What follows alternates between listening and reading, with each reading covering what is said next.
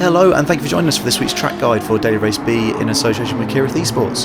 We're around a new layout this week. It's Trial Mountain but in reverse, and it's a really fun way around this circuit. I'm not always a fan of reverse circuits, I don't think they work very well, but this one flows really beautifully. We are again in the Gr4 cars, and the Nissan GT-R is the dominant car. You see that we've got the Polizei livery in honour of PL1 Fire, who used to dominate in the Gr3 version of this car with similar livery on. Managed to get a really good lap time around here, so I hope this gives you some good pointers. Just a quick note, there will be no track guides next week unfortunately because I'm away, but we'll be getting straight back into it when I get back. So for the time being, let's get into this one, break down Trial Mountain in reverse and see how the lap pans out. Here we go then, and the first corner, there isn't any overly obvious brake markers, but I'm looking at the marshal on the left hand side and braking just after I go past him. So you see the marshal go out the screen, then we get on the brakes. Gradually down in second gear and make sure that you catch this apex here on the inside. Going to use a little burst of power, make sure you get over to the left hand side of the track, really important to get over on the left here. Dab of brake, and then you want to accelerate really early. If you're not accelerating before the apex there, the car isn't going to rotate properly and you're not going to get the appropriate launch, so definitely make sure that you're on the power nice and early coming out of that corner.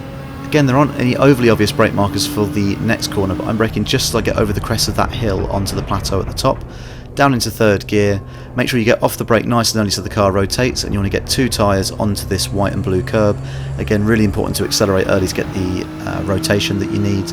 And here we're braking just before these arrow signs, so once those are up in the top right corner of your screen, on the brakes, again third gear, and you see me just sort of feathering the throttle. Really important apex to hit again, must get two tyres over on that curbing on the left hand side, and then it's flat through these S's coming down the hill. Next is a really fun corner, we're braking just before the end of the Texaco barriers there, down into third gear, again getting off the brake fairly early, and you see I'm feeding the power in really early around here, so I hold at about sort of 80-90% throttle, but then eventually getting the power fully down to get the best launch possible down this long straight. Just while we are coming down the back straight, I want to say a big thank you for all the support on JB Racing lately. There's been loads of subscribers come over and we're at nearly 700 subs now, which is fantastic, so thank you very much if you've subscribed. If you haven't, then please come over and check the channel out.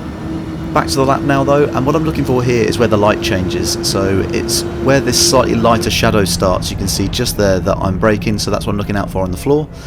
Get off the brakes as soon as you can, down into third gear.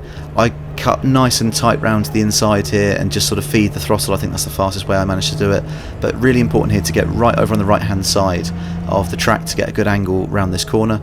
I'm only using about 40-50% brake there, and then just feeding the throttle in, making sure I hit this apex, and then you can be flat coming through here to the next corner. And now I'm looking out for this big square rock on the right hand side, so braking on the square rock right next to the track. Keep the car in third gear, and again you can accelerate pretty early there before the apex of the corner. Coming up to the final section now, and we're braking just before we go into the tunnel. Down into third gear, and just a tiny bit of brake, you've seen hardly anything at all, and as soon as the car grabs hold of this camber and starts pulling around to the inside, you can get fully on the power, so you can really accelerate nice and early coming out of the tunnel.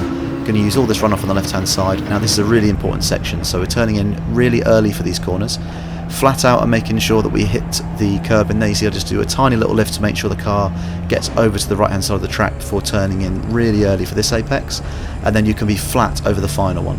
If you don't quite get the angle right, you might need to do a little lift coming around that last corner, but as long as you've got over to the right hand side in the middle section and then turned in really early for the blind corner coming over the hill, then you'll be able to do it flat. So that's good enough for a 1:59.8.